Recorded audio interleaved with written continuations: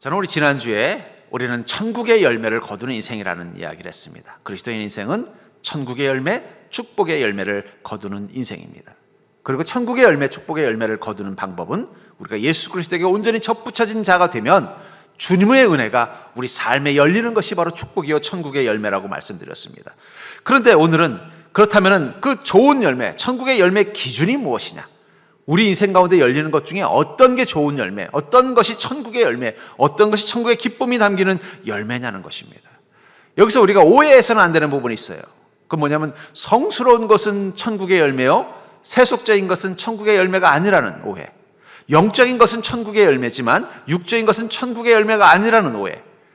공동체에게 유익을 주는 것은 천국의 열매지만 나를 위해서 주어지는 건 천국의 열매가 아니라는 오해. 이것은 성경적이지 않습니다. 비복음적인 것입니다. 하나님께서는 우리의 육과 혼과 영이라는 가지에 주렁주렁 천국의 열매, 기쁨의 열매가 맺을 수 있도록 해주십니다. 다시 말해서 여러분들 영적으로만 천국의 열매를 거두는 게 아니라는 거예요. 우리의 마음과 생각과 감정이라 의지라는 이 혼에도, 그리고 우리의 육신과 육신으로 사는 삶에도 천국의 열매는 맺는다는 것입니다. 그렇다면 예수 그리스도 통해서 우리에게 열리는 그 좋은 열매인 천국의 열매는 구체적으로 무엇인가? 그리고 그것은 우리에게 어떻게 그것이 열릴 수 있는가? 여러분들이 그것을 깨닫고 여러분들의 인생 가운데는 천국의 열매가 얼마나 열리지는 인생인지, 그리고 여러분들의 삶이 천국의 열매를 온전히 맺을 수 있는 인생인지를 점검하시고 여러분들에게 더욱더 주렁주렁 풍성한 주님의 그 좋은 열매가 가득한 인생 되기를 주의 이름으로 간절히 축원합니다. 먼저 우리가 기억해야 되는 건 무엇이냐면 예수 그리스도에게 우리가 접붙여진 존재인 우리 그리스도인은 그냥 단순한 인생이 아니라 명품 인생을 추구하는 자라는 것을 기억하시기 바랍니다. 열매라는 것이 인생의 목표, 결과물을 뜻한다면 우리는 단순한 인생이 아니라 명품 인생을 추구하는 자라는 사실을 기억하시기 바랍니다. 본문 17절에 보면 이와 같이 좋은 나무마다 아름다운 열매를 맺고 못된 나무가 나쁜 열매를 맺나니, 좋은 나무와 못된 나무를 구분하는데 그 열매를 뭐라고 말하고 있어요? 아름다운 열매와 나쁜 열매로 말하고 있습니다. 나쁜 열매의 반대말은 좋은 열매인데 왜 아름다운 열매라고 했을까요? 아름답다라는 것은요, 좋다와 크다를 뛰어넘어서 아름답다는 뜻이 들어있다는 거예요. 우리가 어떤 물건을 가지고 있을 때 그 물건이 완벽해지면요, 아름답다는 말을 합니다. 그러니까 제품이 완벽해지면 작품이 되는 거예요. 그냥 제품은 물건이라면, 그 기능을 위해서 존재하는 물건이라면 그것이 완벽해지면 어떻게 돼요? 그 순간 그거는 작품이 되는 거예요. 제품하고 작품은 출발은 같지만 평가가 달라진다는 거예요. 왜냐하면 그 작품에는요, 예술성이 들어있기 때문입니다. 그래서 그걸 아름답다라고 말하는 거예요. 여러분, 하나님이 창조하려고 하는 인생은 어떤 인생일까요? 제품이 아닙니다. 작품입니다. 우리 옆 사람 보고 한번 이렇게 인사해볼까요? 당신은 제품이 아니라 작품입니다. 제가 전에 한번 시계박물관이라는 것을 간 적이 있어요. 거기 갔더니 이 스위스의 이 명품 시계들이 전시가 되어져 있더라고요. 뭐 하나에 수천만 원에서 심지어는 수억 원까지 하는 그 스위스의 명품 시계를 보면서 제 마음속에 든 게 뭐냐면은 아름답다라는 단어예요. 스위스의 명품 시계 수천만 원, 수억 원짜리 하는 시계도 보니까 시계 바늘이 3개밖에 없더라고요. 초분시. 그리고 알려주는 것도 뭐 날짜, 뭐 거기다 조금 기능 더하는 거지, 뭐 20만 원짜리나 뭐 한 100만 원짜리 시계나 기능적으로는 차이를 못 느끼겠어요. 아니, 어쩌면 그 수천만 원, 수억 원짜리 하는 그 스위스의 그 장인이 만든 명품 시계보다 더 시간을 더 정확하게 가르쳐 주는 건요, 제 손에 차고 있는 이 20만 원짜리 전자시계입니다. 이게 더 정확해요. 기능도 이게 얼마나 더 많은지 몰라요. 근데 왜 얘는 1, 20만 원짜리 시계고 왜 그거는 수천만 원, 수억 원짜리 시계가 됐죠? 그 가치를 가르는 건 뭐예요? 어쩌면 그 시계에도 시간을 잘 가르쳐주고 기능적인 면, 또 착용감, 이런 것이 주는 가격은 기껏해야 몇십만 원에서 뭐 100만 원 정도일 겁니다. 그럼 나머지 9,900만 원의 가치는 어디서 오는 거예요? 아름답다에서 나온다는 거예요. 그 스위스 명품 시계의 그 기능적인 면, 뭐 시간을 정확히 맞춰주고 또 거기에는 뭐 날짜를 가르쳐주고 뭐 고도를 보여주고 이런 건 그 가치는 기껏해야 100만 원은 넘지 않는다는 거예요. 왜냐하면 100만 원 주면 그런 기능 가진 다른 시계를 충분히 살 수 있기 때문이에요. 그럼 나머지 그 1억 원짜리 시계라면 9,900만 원의 가치는 어디서 나오는 거라는 거예요? 아름답다에서 나온다는 거예요. 여러분, 제품과 작품은 다른 것입니다. 하나님은 우리를 제품으로 만드시는 게 아니에요. 작품으로 만드시는 거예요. 하나님은 우리를 만드시면서 무엇을 기대하는 거예요? 아름답다를 기대한다는 거예요. 좋은 열매는 아름다운 열매입니다. 그래서 하나님께서는 우리를 작품, 아름다운 열매, 아름다운 존재를 만들기 위해서 어떻게 해요? 성령님을 직접 보내서, 저는 늘 성령님을 이렇게 정의를 내려보고 싶어요. 하나님의 손. 성령님은 하나님의 손입니다. 하나님 그 장인의 손으로 우리 인생을 제품이 아니라 작품으로 만들기 위해서 오늘도 우리 삶 가운데서 역사하시고 행하시는 것입니다. 이사야서 64장 8절에 보면, 그러나 여호와여, 이제 주는 우리 아버지 신이이다. 우리는 진을 기어 주는 토기장이시니 우리는 다 주의 손으로 지으신 것이니이다. 이 말을 마치 시계에 비유한다면, 우리 주는 스위스의 명인 시계 명인입니다. 우리는 쇳덩이이고 우리는 스프링이고 주님은 시계의 명인이십니다. 우리는 다 주의 손으로 만들어진 작품입니다. 그 순간 우리는 얼마짜리가 되는 거예요? 1억짜리가 되는 거예요. 여러분, 우린 제품이 아닙니다. 우린 작품입니다. 왜냐하면 우리를 만드신 건 하나님이시고 지금도 우리 인생을 빚어가는 것은 하나님이시기 때문에. 그러니까 여러분들 자신에 대한 그 존재감을 좀 바꾸세요. 보니까 저기 뭐 한 20만 원짜리 전자시계가 나보다 시간도 더 잘 맞는다고. 예. 거기 우리를 비교하면 안 돼요. 우리는 누가 만들었어요? 우리는 공장에서 공장에서 쭉쭉 뽑아내는 제품이 아니라는 거예요. 하나님, 이 우주를 창조하신 하나님이라는 그 위대하신 분이 한 땀 한 땀 우리 인생을 빚어가고 만들어가는 존재라는 거예요. 그러니까 여러분들 세상 사람들하고 똑같다고 생각하시면 안 됩니다. 세상 사람들이 사는 거랑 똑같은 모습일 수도 있어요. 마치 그 스위스의 명품 시계나 제 손목에 차고 있는 시계나 시간을 가르쳐주고 날짜를 가르쳐주고 뭐 이런 부분에서는 똑같아 보이지만 결정적인 차이는 뭐라는 거예요? 제 시계는 기계가 쭉쭉 만든 거고 그 시계는 장인이 1년에 한두 개 만들 만큼 온 힘을 다해서 만들었다는 거예요. 여러분들의 인생, 하나님이 지금도 마치 그 작은 그 미세한 물건을 볼 수 있는 그런 어떤 안경 같은 거를 끼고서 그 손가락에 핀셋을 잡고서 하나하나 나사를 만들어가고 하나하나 톱니를 만들어서 수억 수천만 원짜리 되는 명품 시계를 만드는 그 스위스의 장인처럼 하나님이 우리 인생을 하나씩 하나씩 고쳐가고 만들어가고 있는 존재라는 거예요. 아직 완성이 안 돼서 우리의 가치가 세상에 드러나지 않을 뿐이지 하나님 지금도 우리를 그렇게 빚어가고 있다는 거예요. 얼마나 기쁜 일입니까? 여러분들의 인생은 제품이 아닙니다. 작품입니다. 그렇다면 우리 인생을 통해서 나타나는 것은 무엇일까요? 그건 하나님의 그 관심과 사랑이 나타날 수밖에 없다는 거죠. 저는 그러면서 여러분들이 먼저 좋은 열매를 맺는 자가 되기 위해서 여러분들이 가져야 되는 것 중에 하나는 내가 누구인지를 기억하고 사는 것입니다. 여러분들은 하나님의 작품으로서 존재하는 거예요. 그러니까 우리는 좀 자부심 가지고 살아야 돼요. 내 인생의 고난 속에서도 그건 하나님의 작품으로서 그 고난 속에 있는 것입니다. 내 인생의 궁핍 속에서도 우리는 하나님의 작품으로서 그 궁핍 속에 있는 것입니다. 내 인생의 문제와 환경 속에서도 우리는 하나님의 작품으로서 그 속에 있는 겁니다. 전 여러분들은 자기 자신이 하나님의 손에 의해서 만들어져가는 고귀한 작품이라는 그 정체성을 가지고 여러분들의 인생을 살아가는 자가 되기를 주의 이름으로 축복합니다. 그냥 거울 보다가 또 실망될 때마다 뭐라고요? 정신 차리자. 나는 하나님의 작품이다.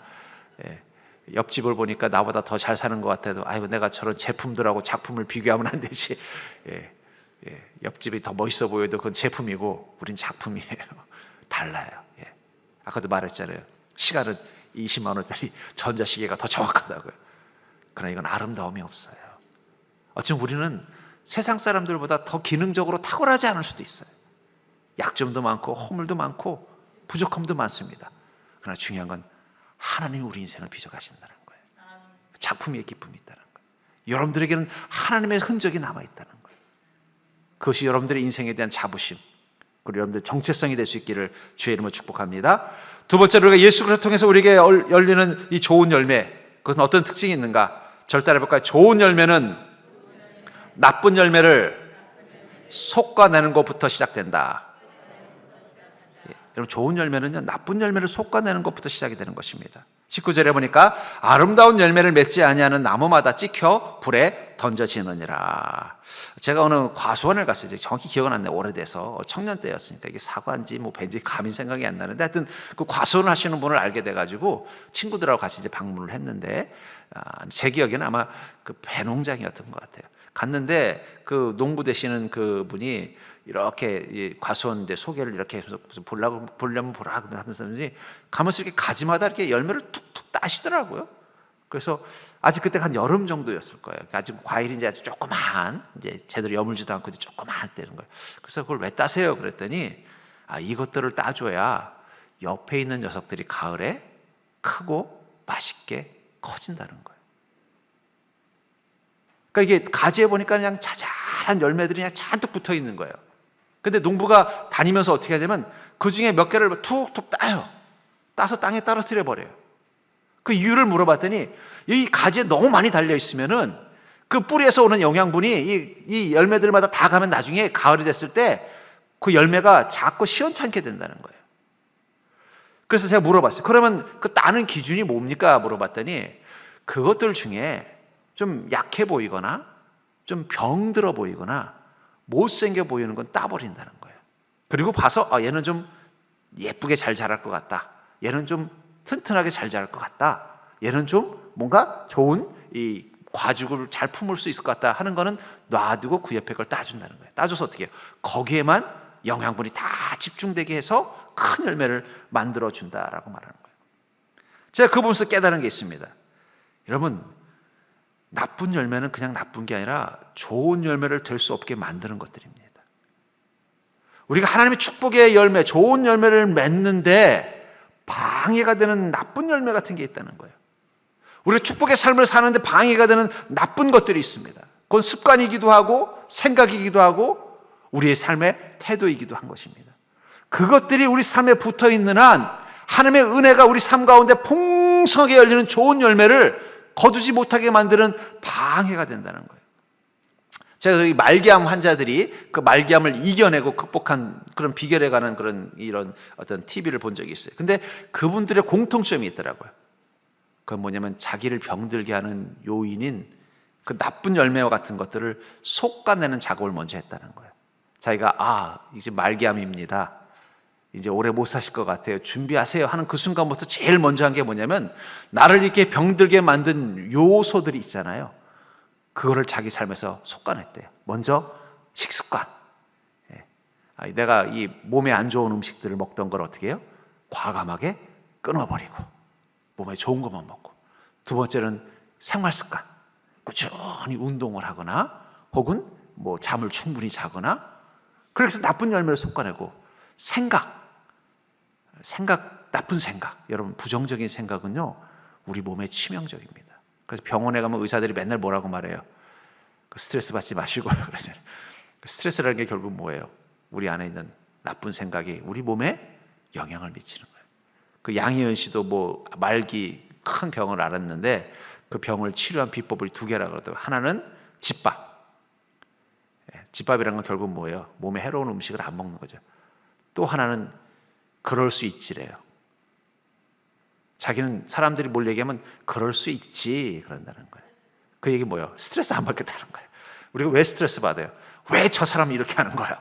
이게 옳은데 왜 저렇게 하는 거야? 늘 그게 마음속에 강박증으로 있었다는 거예요. 근데 어느 순간 그게 내 몸을 병들게 하는구나 하는 걸 깨닫고 그 다음부터 생각을 바꿨대요. 어떻게 해요? 그럴 수 있지. 나랑 생각이 다르지만 뭐 그럴 수 있지. 저 사람이 좀 무례하게 행동했지만 그럴 수 있지.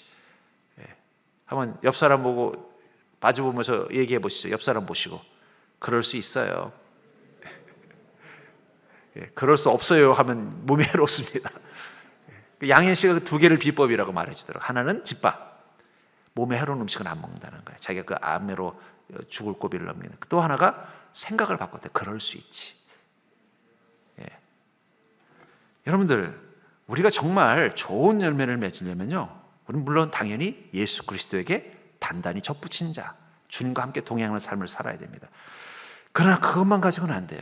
나쁜 열매가 좋은 열매 맺는 것을 방해하는 것을 이겨내셔야 된다는 거예요. 갈라디아서 5장 17절에 보면은 육체의 소욕은 성령을 거스르고 성령은 육체를 거스르나니 이 둘이 서로 대적함으로 너희가 원하는 것을 하지 못하게 하려 함이다. 뭐라고 말하고 있어요?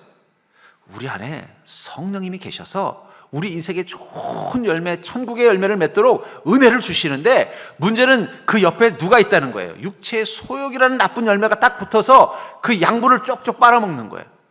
성령님이 여러분들에게 주실 분 축복은 더 크고 풍성한 것이었을 것입니다. 그것들이 그대로 여러분들의 삶의 열매로 맺었다면 여러분들은 지금보다 더 은혜와 기쁨을 누리고 살았을 거예요. 근데 여전히 여러분들 삶 속에서 촉과내지 못했던 나쁜 열매 같은 것들, 생각이라는 나쁜 열매, 습관이라는 나쁜 열매, 행동이라는 나쁜 열매가 하나님의 은혜를 쪽쪽 빨아먹어버리는 거예요. 가운데서 기생충처럼. 그래서 주님의 은혜에 더 큰 열매를 못 맺는 겁니다.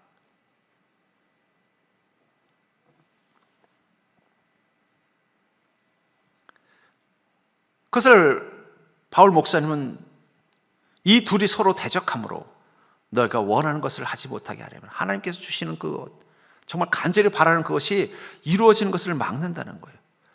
왜 주님, 나는 맨날 이렇게 변변찮은 시원찮은 은혜만 누리고 살게 하십니까?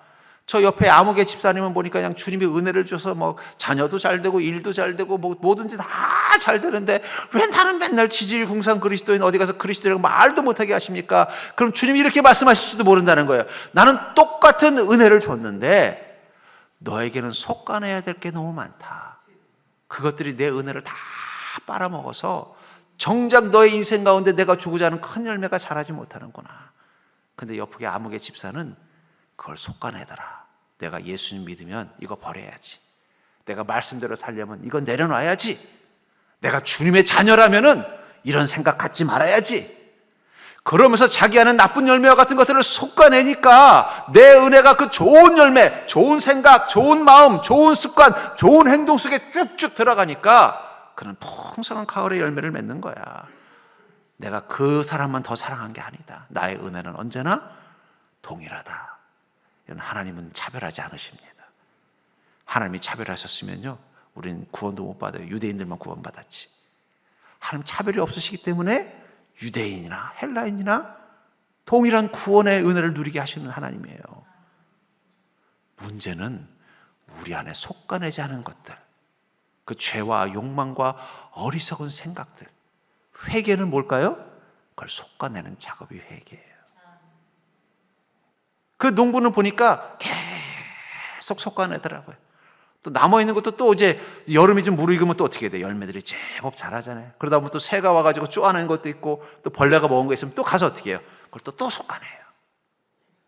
그래서 마지막 추수 때까지 남은 열매, 그 열매는 크고 그 속에 수분도 많고 아주 당도도 높아서 제대로 된 열매만 남게 하더라는 거예요. 여러분들 정말 좋은 열매를 맺는 인생이 되기를 원하십니까? 물론 성령님이 꽉 붙임받은 존재가 되어야 돼요. 그분의 성령님의 인도하심 가운데 나가야 될 것입니다. 그와 더불어 여러분들은 여러분들 안에 있는 좋은 열매를 맺지 못하게 하는 내 습관, 내 생각, 내 안에 죄와 어리석은 것들을 속가내셔야 돼요. 어쩌면 믿음의 삶이라는 건 그걸 하나씩 하나씩 찾아서 발견해서 속가내는 것입니다. 언제까지요? 그 열매가 다 익어서 추수할 때까지 농부는 계속 솎아내는 거예요. 중간에 벌레 먹으면 비록 그동안 그래도 제법 자랐어도 얘는 좋은 상품이 안 되면 솎아내는 거예요. 미련 없이. 그래서 좋은 열매가 될 것만 남겨놓는 것. 그게 믿음의 지혜라는 거예요. 그렇다면 사랑하는 성도님들, 여러분들은 얼마나 여러분들 속에서 좋은 열매 맺는 걸 막는 이 나쁜 열매 같은 것들을 솎아내고 있습니까? 여러분들 미련 없이 나무마다 찍혀 불에 던질 수 있는 그런 단호한 믿음의 결단으로 오직 좋은 열매만 맺는 인생이 될 수 있기를 주의 이름으로 축원합니다. 세 번째로 예수 그리스도를 통해서 우리에게 열리는 좋은 열매는요, 좋은 열매를 구분하는 세 가지 기준이 있다는 거예요. 그 기준을 따라서 살면 반드시 좋은 열매를 맺게 되어져 있습니다. 본문 20절부터 21절을 보시면 이러므로 그들의 열매로 그들을 알리라. 나더러 주여 주여 하는 자마다 다 천국에 들어갈 것이 아니요 다만 하늘에 계신 내 아버지의 뜻대로 행하는 자라야 들어가리라. 우리가 좋은 열매를 맺은 존재인지 아닌지를 어떻게 아느냐? 그 열매로 아는데 그 열매는 어떤 열매라는 거예요? 아버지의 뜻대로 행하는 모습이 있으면 그게 바로 열매라는 것입니다. 전 이것을 통해서 우리가 좋은 열매를 구분하는, 우리가 좋은 열매를 가진 하나님의 백성, 예수 그리스도가 온전히 접붙인 존재인지를 아는 방법은 세 가지라고 생각해요. 첫 번째는 말씀을 따라 살고 있는가. 말씀을 따라 살면은 좋은 열매가 맺게 되어져 있습니다. 여호수아서 1장 18절에 보면은 이 율법책을 내 입에서 떠나지 말게 하며 주야로 그것을 묵상하여 그 안에 기록된 대로 다 지켜 행하라. 그리하면 내 길이 평탄하게 될 것이며 내가 형통하리라. 여러분들, 평탄과 형통의 열매를 맺는 비결은 딱 하나예요. 그것은 말씀을 묵상하고 지키며 사는 것입니다. 절대 해볼까요? 말씀에만 잘 순종해도 형통과 평탄의 열매를 거둔다. 하나님께서 왜 우리에게 말씀을 주셨다고요? 그 말씀 따라서만 잘 살아도 평탄과 형통의 열매를 거두게 해주는 거예요. 여기서 중요한 게 있습니다. 다 지켜 행하라. 그리하면 말씀을 안다고 해서 형통과 평탄이 되는 게 그래, 오늘 말씀 참 좋은 말씀이야. 그래, 진리야. 그래. 그리고는 그대로 행하지 않는다면 형통과 평탄의 열매를 맺지 않아요. 말씀을 알기 위해서 듣는 게 아니라 행하기 위해서 듣는 것입니다.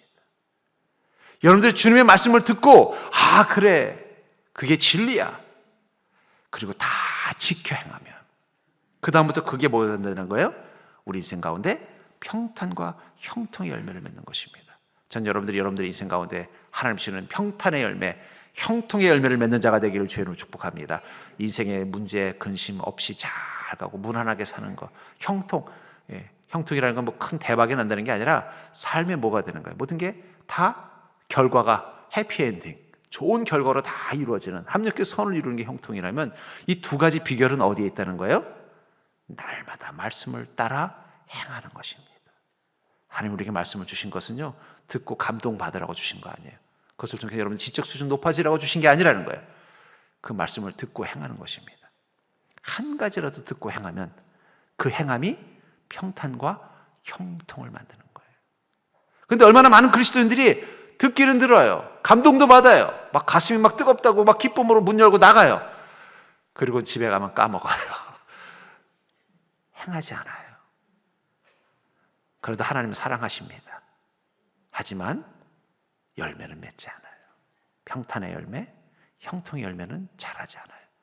오직 여러분들의 인생 가운데 평탄과 형통의 열매는 말씀을 따라 행할 때만 자라는 거예요. 우리 교회에서는 날마다 새벽 말씀을 여러분들에게 전송해 드립니다. 여러분은 화초를 키우시는 분들은 알아요.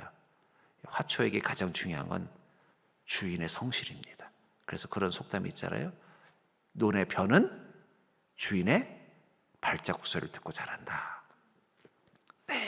날마다 가서 물도 주고 잡초도 뽑아주고 하는 것처럼 말씀이 매일매일 내 삶에 공급되면 그게 형통과 평탄의 열매로 나타나는 거예요. 왜냐하면 말씀이 우리 삶의 위기를 막아주고, 말씀이 우리 삶의 시험을 막아주고, 말씀이 우리 삶의 문제에 답을 주면 당연히 평탄하고 형통한 거잖아요. 그렇잖아요.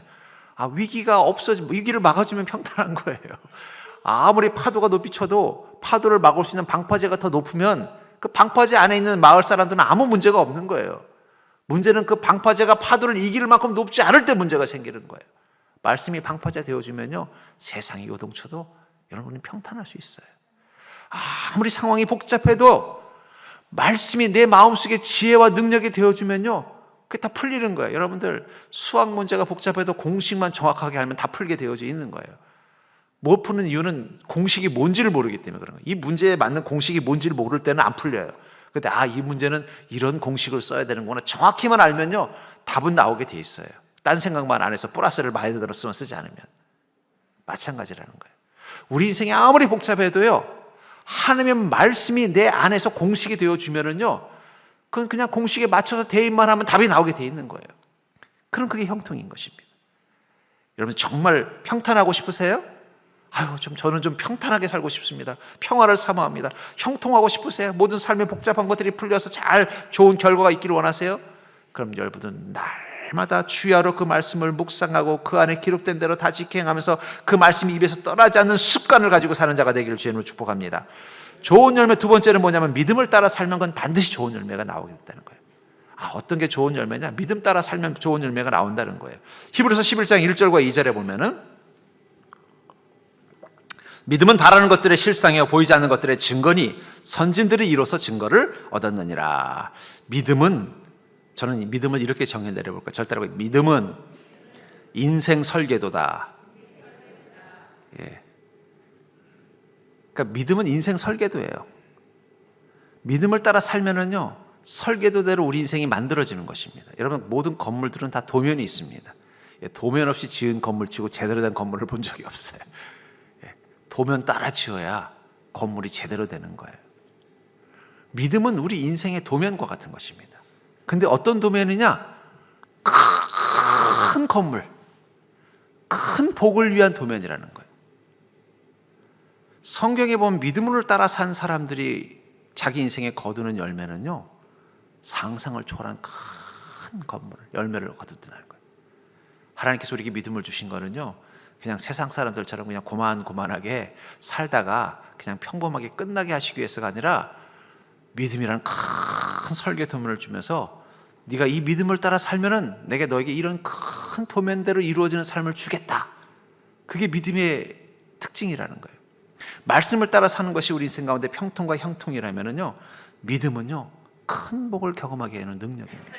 그래서 성경에 보면 큰 복을 누린 사람들의 공통점이 뭐냐면 그들은 강력한 믿음의 힘을 의지해서 자기 삶을 하루하루 헤쳐나간 거예요. 그러고 나서 결과를 보니까 뭐예요? 상상을 못할 큰 복을 누린 자가 되었다라는 것입니다. 최근에 한 경제학자가 우리나라가 어떻게 조선업에서 세계 최강국이 됐는가 그 비결을 이렇게 말하더라고요. 정주영 씨 때문이다. 무슨 얘기인가 들어봤더니 정주영 씨가 처음 현대조선과 중공업을 만들 때 우리나라는 배를 만들 능력이 없었대요. 기껏해야 그냥 어선 정도나 통통배 정도나 만들지 거대한 유조선 이런 걸 만들 능력이 없었다는 거예요. 근데 정주영 씨가 유럽에 가가지고 이 은행에 가가지고 차관을 받으면서 그랬다는 거예요. 이 울산 앞바다를 보여주면서 내가 여기서 세계에서 가장 큰 도크라는 건 뭐냐면 배를 만드는 시설입니다. 그걸 만들려고 한다. 그러면 이제 앞으로 우리나라가 엄청나게 큰 배를 지을 거니까 투자해라 그랬다는 거예요. 그랬더니 이 은행 사람들이 처음에 기가 막혔는데 가만히 그 사람을 보니까 그 사람에게 확신이 있더라는 거예요. 믿음과 확신이 있더라는 거예요. 저 사람은 저걸 해낼 사람이구나. 그래서 투자를 해줬대요. 그래서 정주영 씨가 뭘 했느냐, 울산에다가 그 당시 세계에서 가장 큰 도크를 만들었대요. 우리나라는 아직 통통배 정도밖에 못 만들 만큼 조선 기술이 없는데 유조선 같은 거 엄청나게 큰 배를 그것도 가장 큰 걸 만들어냈다는 거예요. 그래 얼마나 허황돼 보이겠어요, 그렇죠? 근데 정주영 씨는 믿음이 있었다는 거예요. 우리는 할 수 있다. 왜냐하면 우리는 삼면이 바다고 우리 조상 중에는 이순신 장군도 있는데 이걸 왜 못 만들겠냐? 거북선도 만드는데 유조선 못 만들 게 뭐 있냐? 믿음인 거예요, 믿음. 여러분 믿음은요 믿지 않는 사람에게는 허풍입니다. 그러나 믿는 자에게는요 기회예요. 믿음은 믿지 않는 자에게는 허풍입니다. 말도 안 되는 소리예요. 그러나 믿는 자에게는 기회라는 거예요. 믿음은 바라는 것들의 실상이요 보이지 않는 것들의 증거리예요. 하나님이 우리에게 큰 복을 주려고 하실 때는요 믿음과 함께 그것을 따라가게 하십니다.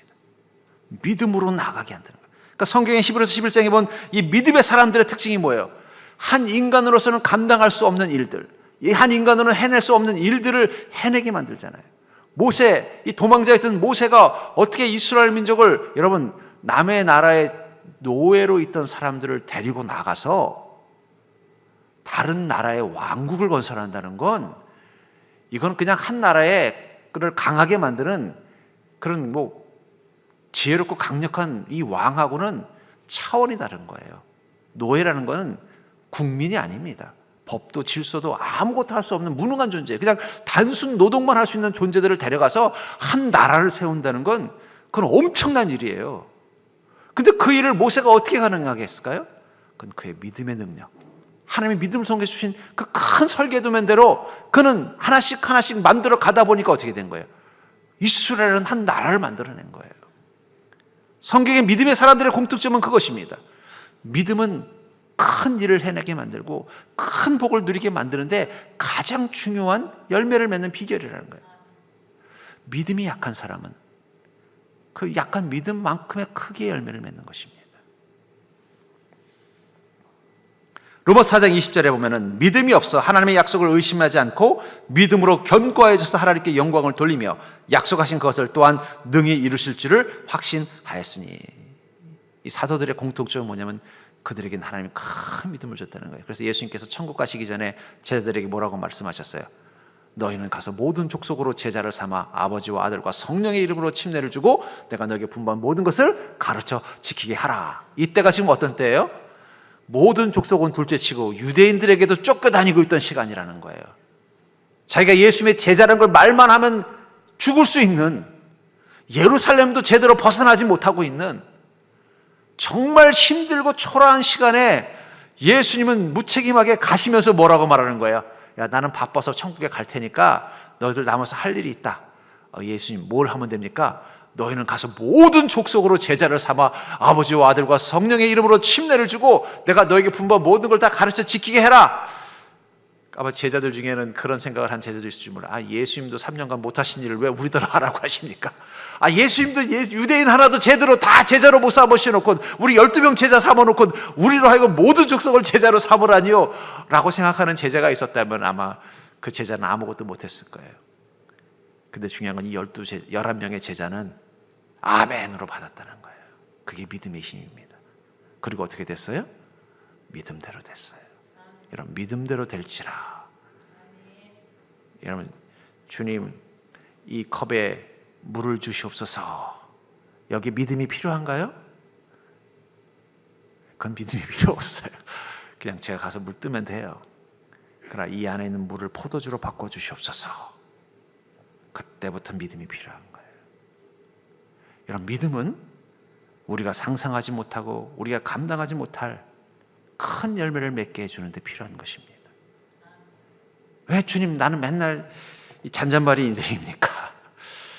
물론 잔잔바리라는 게 꼭 무엇인가, 이 부분은 또 한 번 더 점검해 볼 필요가 있지만, 그러나 정말 여러분들이 나는 조금 더 큰 열매를 맺는 인생이 되고 싶다면 지금 여러분들에게 필요한 것은 믿음을 따라가는 것입니다.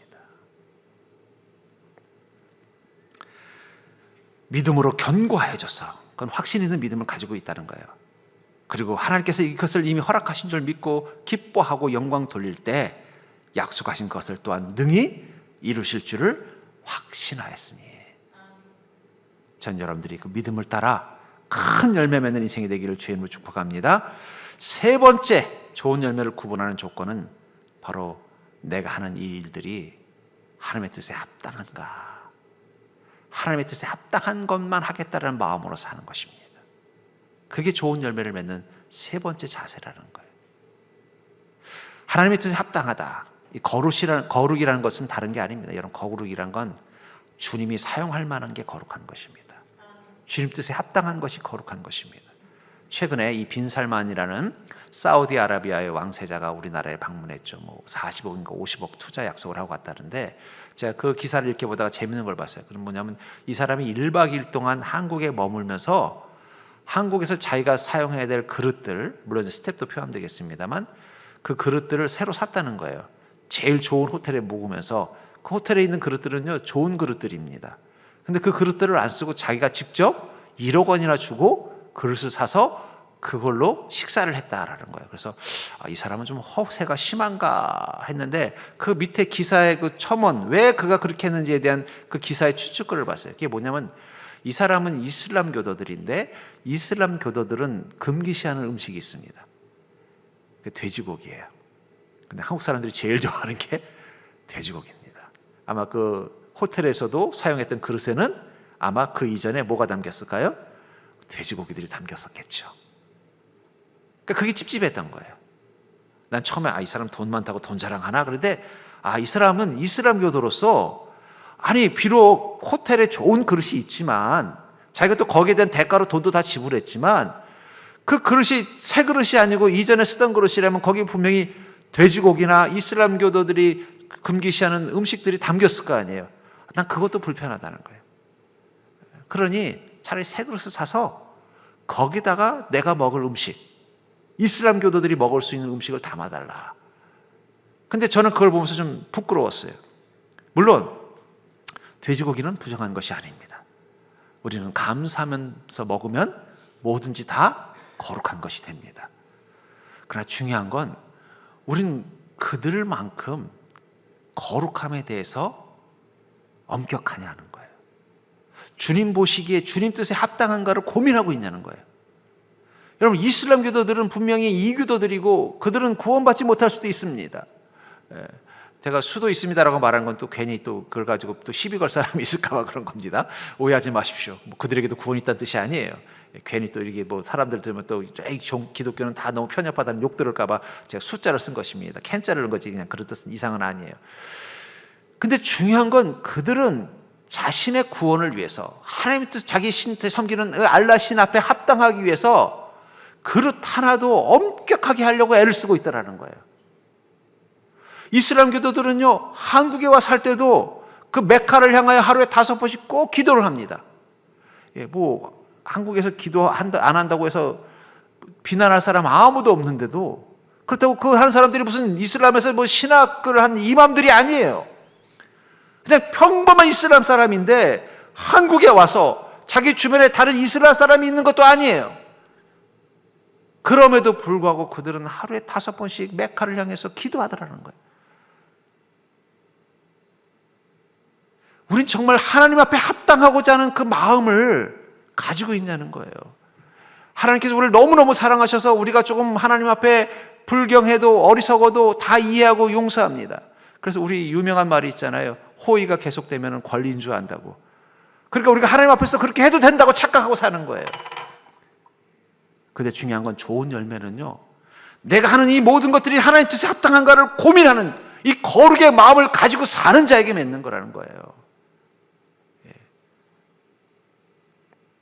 거룩에 대한 마음을 잃어버렸다는 거예요.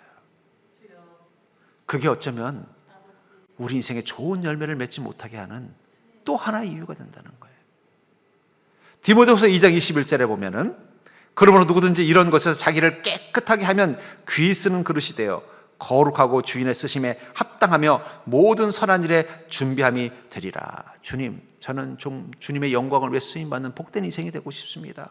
주님이신 그 사명을 가지고 주님의 영광과 주님의 나라를 위해서 좀 제대로 된 인생을 살고 싶습니다. 근데 그러려면 우리에게 뭐가 있어야 된다는 거예요. 자기를 깨끗하게 하면, 자신을 하나님 앞에서 깨끗하게 하는 이 성결과 거룩함을 지키면 그때 비로소 하나님이 귀 쓰는 그릇이 된다는 거예요. 그리고 그 쓰심에 합당하기 때문에 모든 선한 일이 준비됨이라. 우리 삶 속에서 어떻게 해요? 하나님의 영광을 위해 하는 일들이 나타난다는 거예요. 그게 축복의 열매, 좋은 열매입니다. 저는 그러면서 여러분들 정말 내 인생 가운데 맺고 있는 이것들, 내 삶의 결과물들이 좋은 열매인가? 이 3가지를 질문하면 돼요. 나는 말씀을 따라 행하고 있는가? 그렇게 해서 얻어진 결과라면 그건 반드시 좋은 열매일 것입니다. 반드시 형통과 평탄을 위한 열매일 것입니다. 나는 믿음을 따라 행하고 있는가? 그렇다면 여러분들은 큰 열매를 거두게 될 것입니다. 나는 하나님의 뜻에 합당한 것을 위해서 고민하며 근심하며 살고 있는가? 그렇다면 여러분들을 통해서 하나님의 선한 일은 반드시 이루어지고 나타날 것입니다. 쉽죠? 3가지만 하시면 돼요. 제가 전에 어떤 시골에 이 시골집에 갔는데 거기도 과수원이었던 것 같아요. 근데 이미 추수를 다 끝내서 과일들을 다 따냈는데 어떤 곳에 있는 나무들은 그냥 그대로 있는 거예요. 그래서 왜 저거는 따지 않고 놔뒀습니까? 그랬더니 그 나무의 주인이 그러겠나 봐요. 저거는 올해 이상하게 나무가 좀 병이 들었는지 열매를 맺긴 맺었는데 상품 가치가 없네요. 저거 따봤자 어디 팔 수도 없고 괜히 그것도 시장에 팔면은 내 이름에 먹칠합니다. 그 아무 개시고 좋은 사과들 팔더니 이번엔 이상한 거 갖다 팔았네 하면서 욕만 먹어요. 괜히 그 사람 써서 저거 따고 잘못 따다가 떨어지면 다치고, 그래서 그냥 놔둡니다. 새들이나 먹으라고. 먹고 나머지 떨어진 거는 밑에 거름 내면은 또 내년에 조금 이 나무가 힘을 얻어서 좋은 열매 맺겠죠. 제가 그걸 보면서 깨달은 게 있습니다. 여러분들, 우리가 천국의 기쁨을 듣다는 것은 하나님께서 우리를 수확되는 열매가 되는 것입니다. 그러면 천국의 기쁨, 그 천국의 잔치에 함께 동참하는 거예요. 그런데 하나님이 수확하지 않는 열매와 같은 인생이 있다는 거예요. 그건 좋은 열매가 되지 못하는 인생입니다. 좋은 열매가 되지 않으면 하나님의 울타리 안에서 자라는 나무일지라도 천국의 기쁨, 그 수확해서 주인의 기쁨에 동참하는 기쁨을 누릴 수 없다는 것입니다. 그렇기 때문에 사랑하는 성도님들, 우리가 정말 그 천국의 기쁨을 우리 삶 가운데 하나님이 우리 인생을 수확해 주시는 그 기쁨을 누리기를 원하신다면 여러분들이 평생 날마다 애써야 되는 것은 좋은 열매가 되려고 애를 쓰는 거예요. 전 여러분들의 인생 가운데 천국의 열매, 좋은 열매가 풍성하게 열려서 주님이 수확하시는 그 기쁨에 동참하는 복된 자가 되기를 주의 이름으로 간절히 축원합니다.